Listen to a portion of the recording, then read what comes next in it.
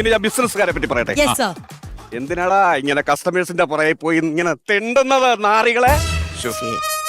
എന്തിനാണ് തെണ്ടുന്നത് നാറികളെ? എന്റെ അക്കൗണ്ടിലേക്ക് ഇന്നലെ 4 ലക്ഷം രൂപ വന്നു. അതിന്റെ കോൺഫിഡന്റ് ആണ് എനിക്കെന്തും പറയാം. Hello എന്തികളെ hello. ബിസിനസ് ഉണ്ടാക്കാൻ നടക്കുന്നു. ഇപ്പൊ എന്താ പറഞ്ഞത്? താങ്കളൊരു വാക്ക് ഉച്ചരിച്ചല്ലോ ഇപ്പൊ. എന്താ വാക്ക് താങ്കൾ പറഞ്ഞ ബിസിനസ്സുകാരെന്താണ് തെണ്ടുകൾ? ഇന്നലെ എന്റെ അക്കൗണ്ടിലേക്ക് 4 ലക്ഷം രൂപ വന്നു. എനിക്ക് എന്തും പറയാം. അതല്ല, നിങ്ങൾ സംസാരിക്കുന്നത് സൂക്ഷിച്ച് സംസാരിക്കണം. എന്താ ഞങ്ങൾ വ്യവസായം, ചെറുകിട വ്യവസായം തുടങ്ങുന്ന ആൾക്കാരാണ്. എന്താണ് തങ്ങളുടെ വാക്കുകൾ ശ്രദ്ധാപൂർവ്വം കേൾക്കാൻ വന്നിരിക്കുന്ന ആൾക്കാരാണ് ഞങ്ങൾ. അപ്പൊ ഞങ്ങളെ തെണ്ടികൾ എന്ന് ഉപയോഗിക്കുന്ന വാക്കുകളൊക്കെ അത് ശരി.